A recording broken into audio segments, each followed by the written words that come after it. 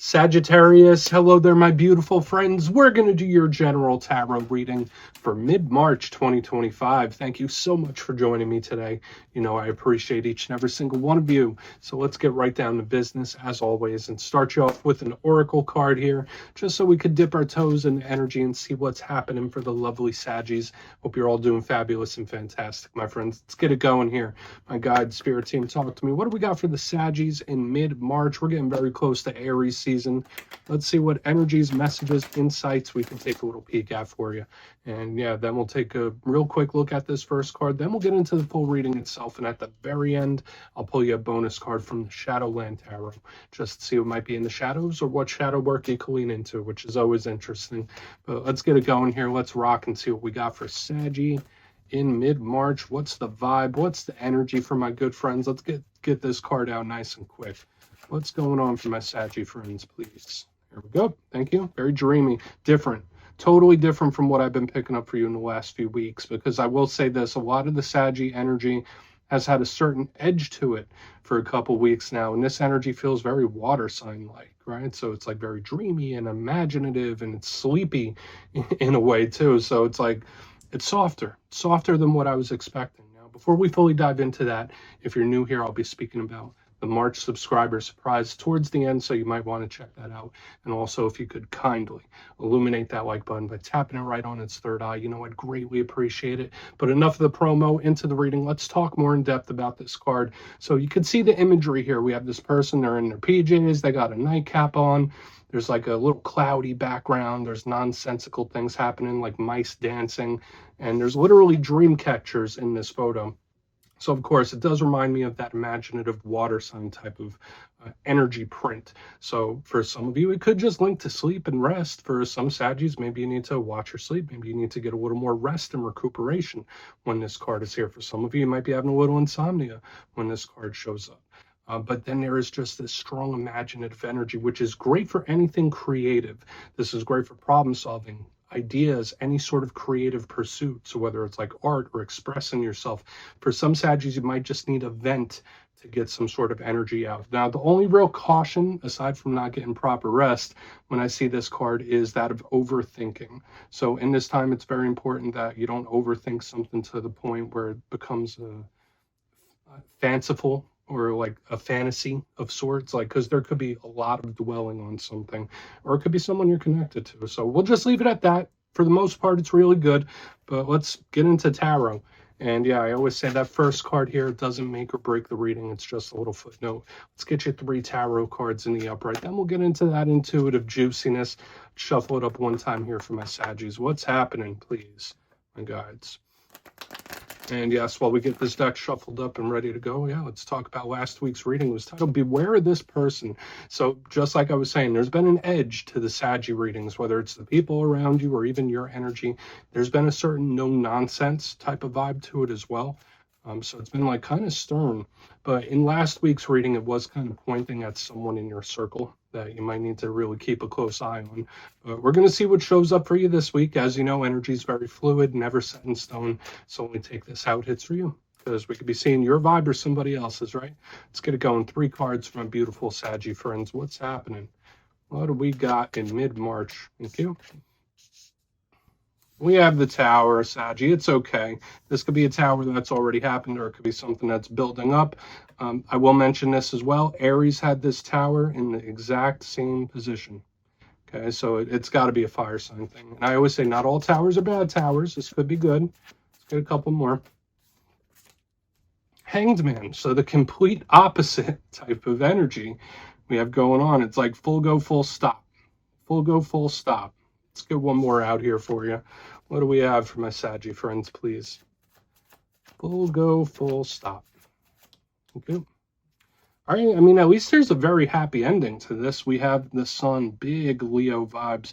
So there's an intensity to your energy this week, Sagittarius, and we're going to have to talk about it. Let's go through. I'll give you some of the classical meanings and archetypes, then we'll get into that juicy intuitive stuff.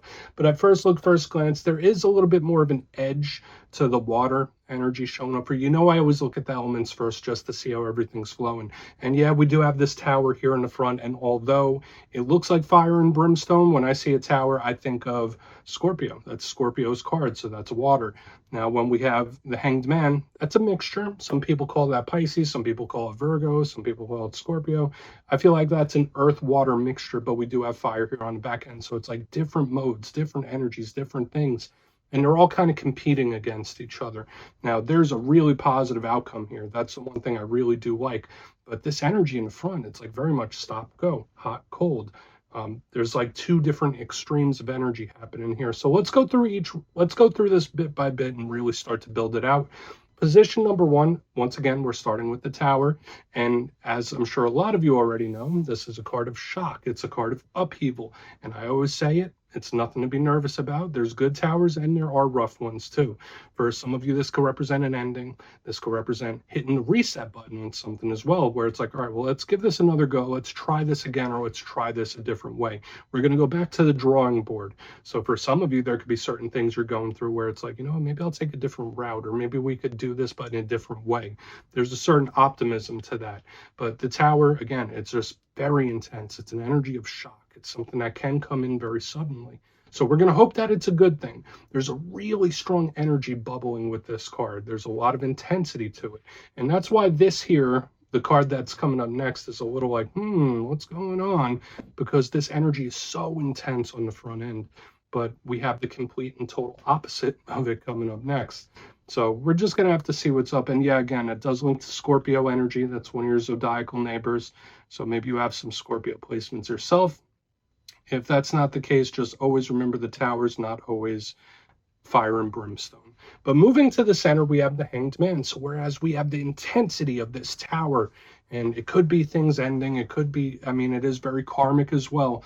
When I see this tower, it's the Hanged Man, you can't get any more opposite, right? Like Aries had the tower and Hermit. Yours is a little more extreme than even that. And the fact that there's so much major arcana, the main part of your spread is all major arcana, there's a lot of intensity here. But the Hanged Man is retracted and pulled back. It's not really doing much. It's not doing a damn thing. It's like, let me grab my popcorn. I'm going to watch this. That's a big vibe when this card is here. So Spirit could be telling you like, hey, hold off on that. Don't do anything quite yet. Something you might need to keep a very close eye on, because I always say with the Hanged Man as well, it is a card of keeping close tabs on something, watching it, seeing how something evolves. So whether there's something you got your eyes on, maybe someone's got their eyes on you, it could be both for some of you. And this is also a card of strategy. Now, aside from all that, the Hanged Man can represent delays. It could represent impatience or issues, like, right? It's like a bump in the road. It's a test. So we'll see what's up with this Hanged Man. In its good sense, it can represent self-sacrifice, especially if you're the type of person where you put everyone else's needs or most people's needs ahead of your own. That could be the case with that card, but it's just retracted and it's not really doing much, at least on the surface. That's what I'm saying. The energy could be different. Now, moving to the back end, you have the most positive card in the whole entire deck showing right here. We have the Sun, and that's from a fellow fire sign. That's Leo energy right there. It's magnetic. It's powerful. I always say this is light, life, and love. So whenever I see the Sun, I'm like, damn, you got some good blessings coming in. You got some really beautiful energies. There could be something tied to a Leo or Leo season for some of you. But to me, when I see this Sun card, I'm like, it couldn't have gone better than it already has. Right, so like there's this interesting push-pull between action or not, but we still have a great outcome here on the back end.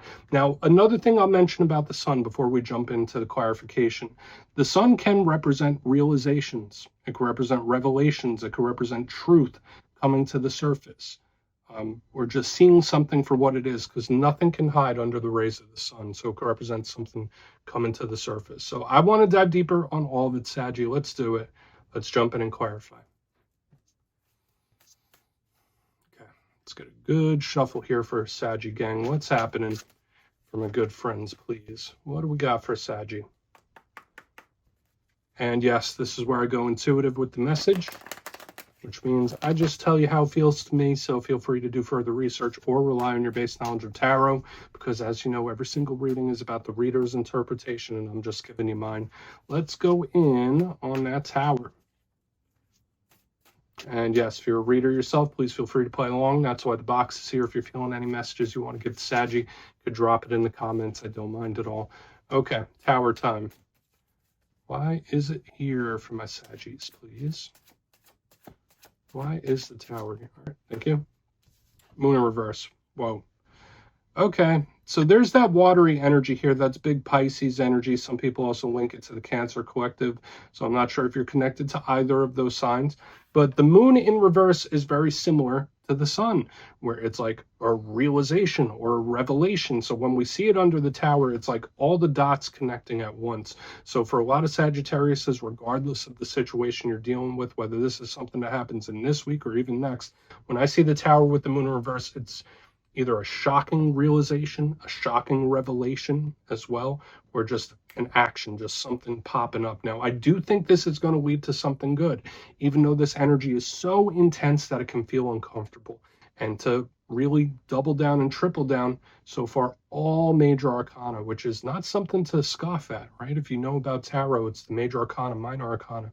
These represent big possible shifts, big threads that are going through our lives. So there's so much energetic intensity around the Sagittarius collective here. So it makes sense with what I'm seeing, especially with the sun, moon. We have like this whole yin yang theme going on here, where it's like action, completely nothing. We have the sun, we have the moon. So yeah, I feel like for a lot of you, there could be situations where it's like it just comes to you. So whether it's a certain insight about it or a certain way to solve an issue, it's like, aha, now it all makes sense. So again, I feel like it could be a shocking realization or revelation. Either that or it's someone's action where it comes completely out of nowhere, right? Or it could be a situation. When I see the tower with the moon in reverse, this is something that just pops up out of the blue. So again, it could be a shocking situation too. But let's see what the Hanged Man has, because I do feel like we're moving in a positive direction. Let's see why the Hanged Man is in the mix. Why is the Hanged Man here, please? Three of Swords, huh? Okay. This energy doesn't seem affected on the surface, but it might be. It really, really might be. Now, for some of you, there could be a situation that is more difficult to go through than you might want to give it credit for. When I see the Hanged Man with the Three of Swords, this could represent somebody that is in healing mode or just holding back for whatever reason. But you know, the Three of Swords, it can represent pain. It can represent scars and wounding. So when I see it underneath the Hanged Man, it's like, I'm being very cautious here. I don't want to run into this again. There could be certain situations where there's too many questions or too many unknowns, and you don't want to make the wrong move. If that's the case, I also have this vibe of spirit saying like holding off might be the better route. Holding off on something. That's a big vibe I'm picking up. Now, the Three of Swords is always on a spectrum. It's not always worst case scenario. I always say that. It could be anxiety. It could be nervousness. So there might be someone you're connected to that could be very wound tight with this Hanged Man. But the vibe I'm picking up is like you'd never tell. Like on the surface, you'd never be able to know that this person is as affected or wound tight or anxious than what they really are. It's like the external and internal are totally opposite, where it's like, yeah, no, they look cool and calm on the surface, but inside they're really not. I mean, for some of you, that could be how you're playing the situation too, where it's like on the outside, you're this cool, calm, collected Hanged Man, but on the inside, there could be something that's just really affecting you in a big way. Let's keep moving. Let's keep moving and see what's up, because we have this interesting dichotomy of energy that's been this whole reading for the most part. Let's see how it might turn out. So why is the sun here for my beautiful Saggies? Then we'll do our quick little recap for the shadow. So why is the sun here for my friends? Please. Thank you. Okay, Nine of Pentacles in reverse. Interesting. I don't think that's a bad thing. Now, usually the Nine of Pentacles in reverse does represent upheaval, and this, to me, does feel like change for the better. So if you're in any situation where you feel like things are stagnating or things aren't moving the way you like them to move, this is 150% a win here on the back end, or a change, but a change for the better. So I do like this. So if you are going through any intensity or situations where it's like, oh, this is a lot, I feel like in the end, you're going to be happy you went through it. That's the big energy I'm picking up here. That's just how it shows. Now, the Nine of Pentacles in the upright, yeah, it could be blessings, abundance. It could represent very sturdiness and predictable type of energy, but it can also represent something that's stubborn and stuck. When it shows up in reverse, there's that change, right? There's that completion. So when I see it under the sun, I feel like, all right, no, things are getting better. It does feel like a change for the best. It's like it's better than stagnating. Something is better than stagnating. I don't know why I'm phrasing it like that, but I do see, and I feel like this is a big silver lining for the whole entire reading, the end result being very positive here. I really do. Let's go through and do a quick recap. Then we'll get into the shadow card. So tons of intense energy for you this week, Sagittarius. And I think it's been like that for a few weeks, but it has a different complexion for you. Position number one, we do have the Tower with the moon in reverse underneath it. So I did say, yeah, this could be a shocking situation. It could be a realization or a revelation as well, where everything just comes to you and you have an aha moment. That could very much be the case. But some of you, yeah, it could just be certain situations that pop up out of nowhere. And it's like, okay, well, how do I handle this? We have the Hanged Man with the Three of Swords not doing anything, right? Like that's a big vibe here. So if you are dealing with a Tower, just holding off for a minute. Like sometimes the best action is no action, and that's kind of what I've been picking up here in the center. I also get somebody trying to play something cool. So like on the outside, they seem cool, calm, collected, but on the inside, maybe not so much with that Three of Swords. It could be someone that is anxious or nervous, even if they're not showing it. On the back end, we have the Sun with the Nine of Pentacles in reverse. This is a change for the better, and it is a win in the end, but it just feels like there's so much energetic intensity that it might not be fun getting to this point.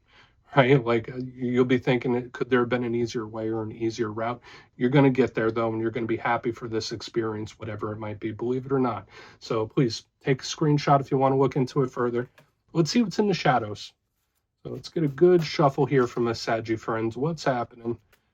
My guides. And yes, I always like to pull one shadow card at the very end just to see whether it's something within you or something you don't quite see. Shadow cards don't always have to be a bad thing. They could be good too. So let's get you one. And yeah, if you made it to this point in reading, please feel free to check out channel memberships.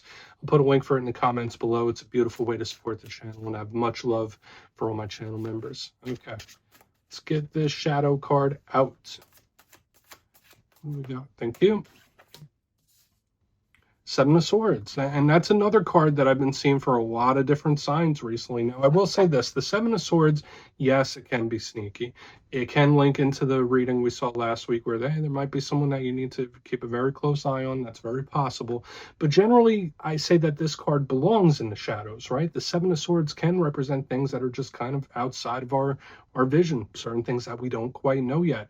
So it makes sense when we have cards like the Tower and the Moon in reverse and the Seven of Swords in the shadows, where it's like, all right, well, it hasn't surfaced yet, it hasn't popped off yet, but it will.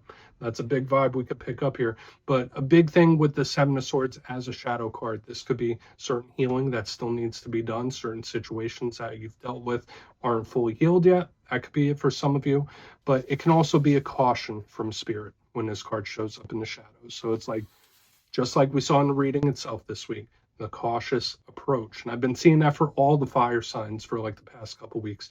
The cautious approach is the best approach because you never know what's going to pop up.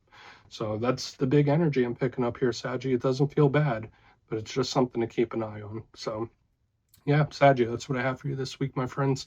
Don't click away just yet, though. I'm going to give you the details. The March subscriber surprise.